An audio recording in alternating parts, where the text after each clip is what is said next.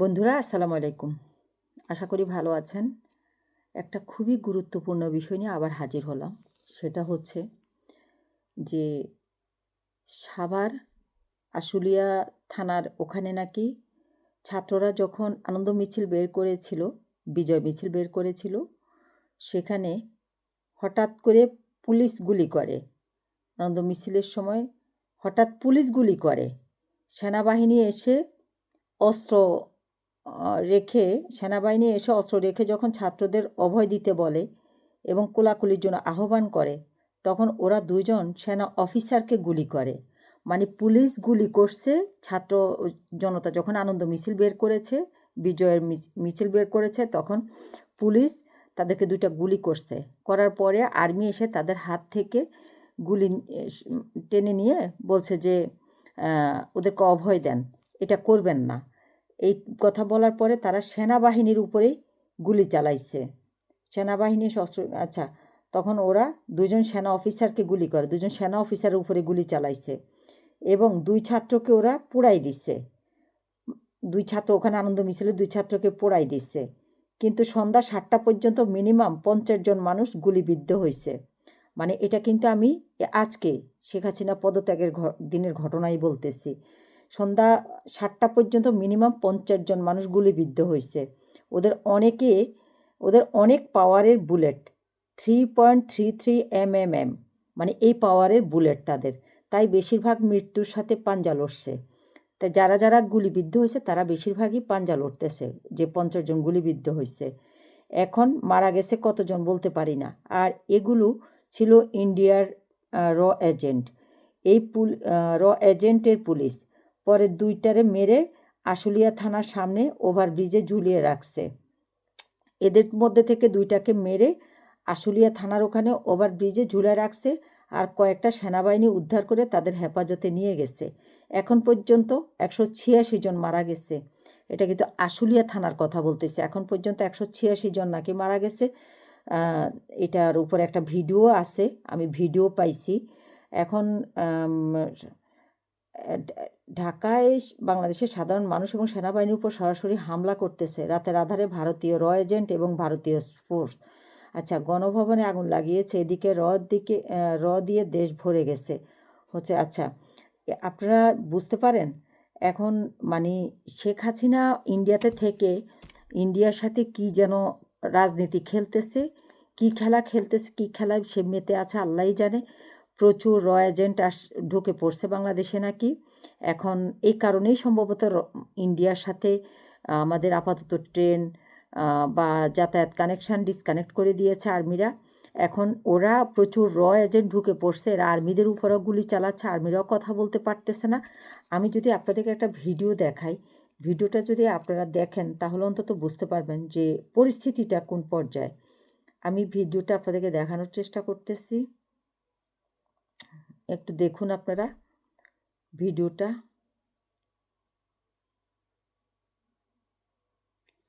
আমি ভিডিওটা দেখাচ্ছি আপনাদেরকে।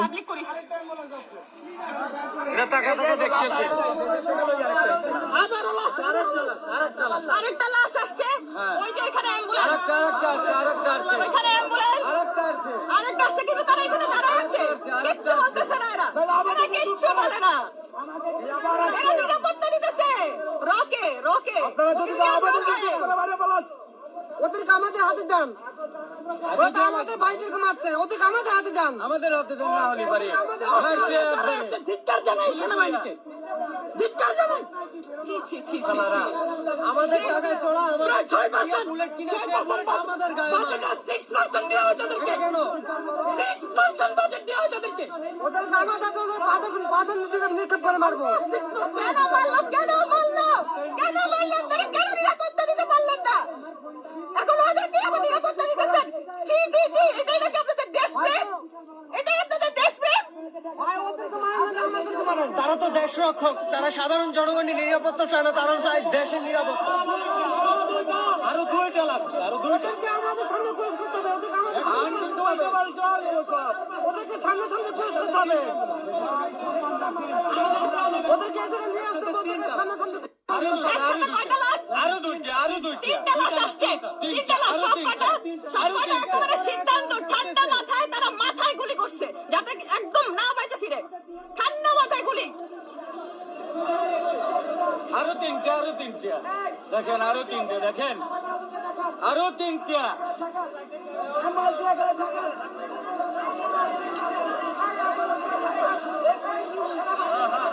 মানে এই যে দেখেন বুকের বার গুলি করছে দেখেন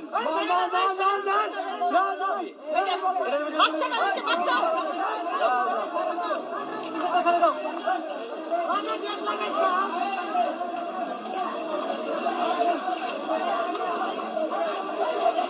ধিক্কার ধিক্কার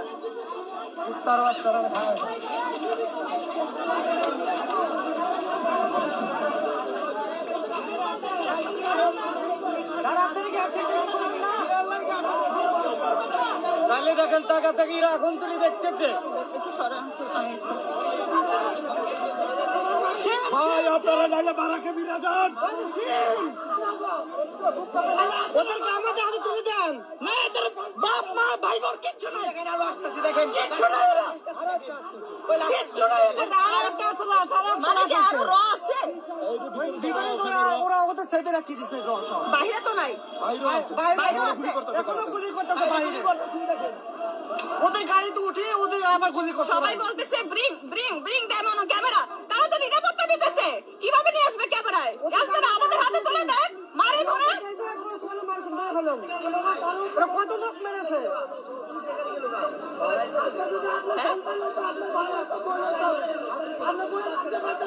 নিরাপত্তা দিছে ছি ছি ছি নিরাপত্তা দিছে তাদেরকে খাওয়াইলো এখন আবার ওরা চলে গেল কি করেন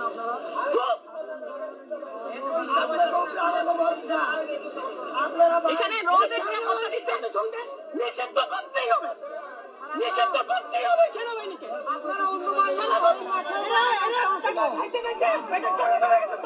আপনাদের উপর আমাদের আস্থা ছিল শুধু আপনাদের উপর আস্থা ছিল কিন্তু আপনারা বেইনে সর্বাত্মকভাবে এই আর্মিদের জাতিসংঘে নিয়োগ অবশ্যই ক্যান্সেল করতে হবে